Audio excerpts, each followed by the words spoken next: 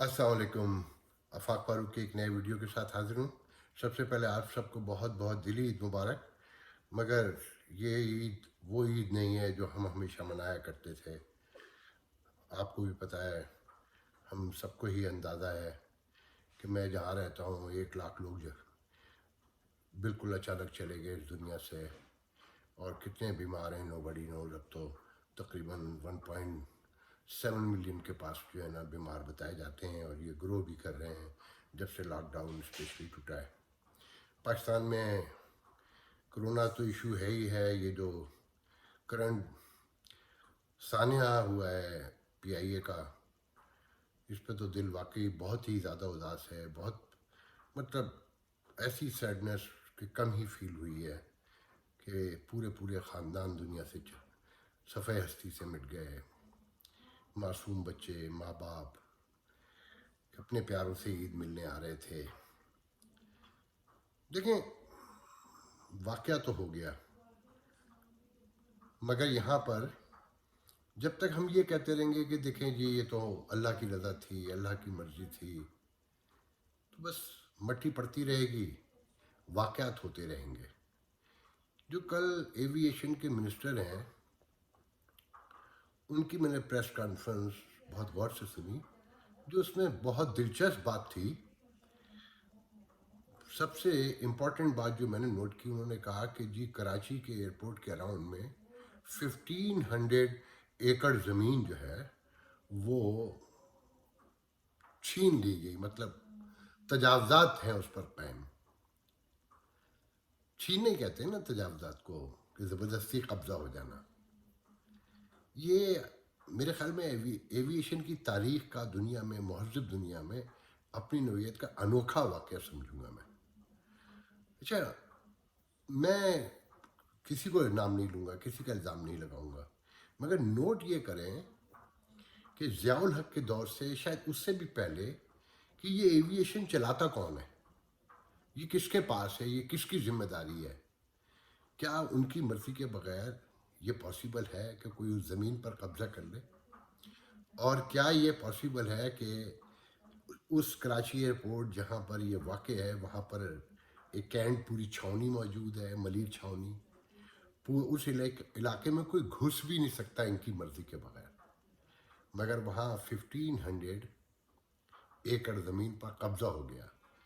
तो मुझे, जब मैं आज ये बातें सोच रहा था, तो मुझे अचानक याद आया कि मुशर्रफ के दौर में जब दहशतगर्द हर तरफ हमले कर रहे थे, PNS शिफा कराची पे किया, एयरपोर्ट पे एक दफ़ा पहले भी कर चुके थे, जब दूसरी मरतबा किया तो सारे टेलीविज़न लाइव दिखा रहे थे। तो मुझे खूब याद है कि मैंने अपनी आंखों से देखा कि एयरपोर्ट की सराउंडिंग में जो आबादी है उसमें से फायरिंग हो रही थी, और कैमरे जो है ना बिल्कुल फोकस करके दिखा रहे थे कि कहाँ से फायरिंग हो रही है। उन लोगों की आवाज़ें सुनाई दी गई थी। कहा जाता है कि हमारी एजेंसियां दुनिया की नंबर 1 एजेंसियां हैं।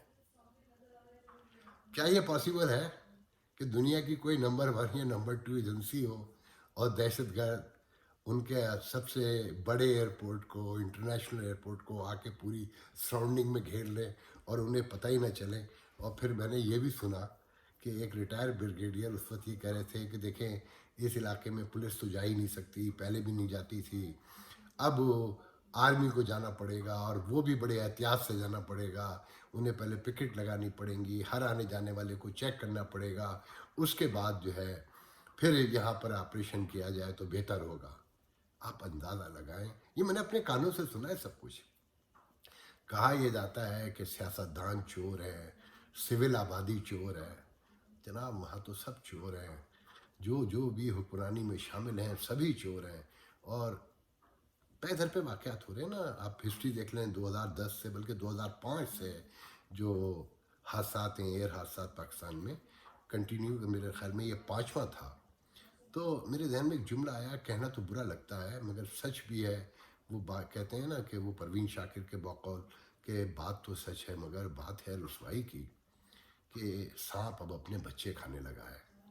जब निज़ाम टूटता है ना, बुरी तरीके से टूटता है, सब कुछ मुंतशिर हो जाता है, कोई चीज़ कंट्रोल में नहीं रहती, तो फिर जो लोग इस क्यास को फैलाने के ज़िम्मेदार होते हैं ना, फिर उनका नंबर आता है। पाकिस्तान में PIA में या جو ایئر ٹریول ہے وہ عام آدمی سفر کرتا ہے آپ کے خیال میں؟ میں تو سمجھتا ہوں 90% آبادی نے بیچاری نے تو جہاز کی چھڑیاں بھی نہیں دیکھی ہوں گی، کہ 95 کہا جائے تو زیادہ درست ہوگا، 4-5% لوگ ہیں، 6% لوگ ہیں، کچھ کو فلوک لگ جاتا ہوگا جسے لگ کہتے ہیں، اور کچھ جو حکمران طبقہ ہے، جاگیردار طبقہ ہے، صنعت کار طبقہ ہے، یہ سب شامل ہے اس لوٹ مار میں۔ تو اب ان کا نمبر آ گیا ہے ان کے اپنے کرتوتوں کی وجہ سے۔ مجھے بہت دکھ ہے، میرے بچے ہیں، میں نے ان بچوں کی تصویریں دیکھی ہیں کہ ہسبینڈ وائف، 3 بچے، 2 بچے، ہسبینڈ وائف، تو مگر یہ اس کلاس کا نمبر آ گیا ہے نا، کہ پنجاب بینک کے ہیڈ جو ہیں وہ جہاز سے نکل کے دور جا کے گرے اور وہ بچ گئے، اسی طرح اور دوسرے لوگ بچ گئے۔ تو میں کہنا یہ چاہتا ہوں کہ جب آپ نظام کو توڑتے ہیں نا تو آخر میں آپ کا نمبر خود کا آتا ہے اپنا۔ میں نظام توڑوں گا نا تو میرا نمبر آپ لازمی آئے گا، ایک کے بعد ایک، ایک کے بعد ایک، ایک کے بعد ایک، تو کہیں اسی لائن میں بھی کھڑا ہوں نا۔ تو بات یہ ہے کہ اگر عام آدمی اپنی آنکھیں نہیں کھولے گا، وہ نہیں سمجھے گا، وہ نہیں بولے گا، دیکھیں میڈیا نہیں بولے گا، میڈیا نہیں بتائے گا کہ ایویشن میں کنٹینیوشن میں کون لوگ اس پر حکمرانی کرتے ہیں، یہ کس کے قبضے میں ہے، کوئی ڈیموکریٹک حکومت ہو، کوئی فوجی حکومت ہو، ایک ہی ادارے کے لوگ اس پر قابض رہے ہیں ہمیشہ، یہ سب کو پتہ ہے، مگر بول نہیں سکتا کوئی۔ بھئی میڈیا کیوں بولے؟ آپ بولے نا پہلے، میں تو دور بیٹھا ہوں اس لیے بول رہا ہوں، میں بھی پاکستان میں ہوتا تو میں نہیں بول سکتا تھا، کیونکہ بولنے کا انجام سب کو پتہ ہے، مگر اگر آپ اکٹھے ہو کر بولیں گے، ایک ہجوم کی شکل میں باہر نکل کے اپنے گھر کے دروازوں پہ بیٹھ کے یہ اگر بول سکتے ہیں تو بولیے، مگر خدا کے لیے اب بولیے، ان سے کوئی پوچھے تو صحیح کہ یہ 1500 ایکڑ زمین پر قبضہ کیسے ہو گیا۔ ایم کے ایم کا تو بڑا ذکر کرتے تھے کہ ایم کے ایم نے فلانا پارک کھا لیا، فلانا یہ کر لیا، فلانا یہ کر لیا، یہ 1500 ہوئے تو یہ صرف ایک ایئرپورٹ کا بتایا نا، اسی طرح اسلام آباد ایئرپورٹ دیکھیے گا، لاہور دیکھیے گا، ملتان دیکھیے گا، جہاں جائیں گے یہ آپ کو قبضے ملیں گے، اور ان کی مرضی سے ہوتے ہیں یہ سارے قبضے، یہ ممکن ہی نہیں ہے۔ یہ ایل ڈی اے، کے D A, C D A اور کے ایم سی، یہ ان کے بس کا کام نہیں ہے کہ یہ اجازت دے دیں 10 منزلہ عمارت بنانے کے لیے یا 12 منزلہ عمارت بنانے کے لیے۔ تو بہرحال یہ آپ لوگ نوٹ کریں کہ آپ لوگوں کے ساتھ کیا ہو رہا ہے۔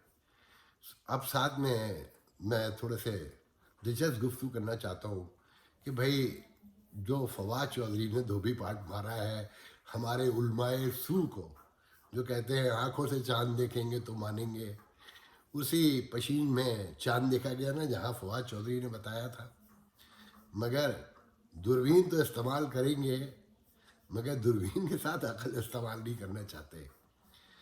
پوری دنیا متفق ہو چکی ہے کہ ناسا جو ہے سنگل ایچ سیکنڈ نہیں، سیکنڈ کے 1000ویں حصے کو بھی مینیج کرتا ہے اور ویل پراپر بتاتا ہے، اور چاند کو 1 سال پہلے نہیں، اب تو 50 سال پہلے بھی بتاتا ہے، میرے خیال میں 100 سال پہلے بھی بتاتا ہے کہ کس سال کا چاند کب نکلے گا، مگر مفتی منیب الرحمان اور ان کے ساتھی کہتے ہیں نہیں، وہ اپنی بوڑھی آنکھ سے جب تک نہیں دیکھ لیں گے یا ان کے پیدا کردہ 2-4 گواہ نہیں آئیں گے وہ نہیں مانیں گے۔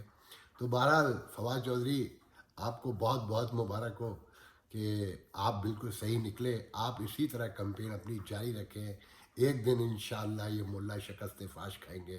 اللہ حافظ، تھینک یو۔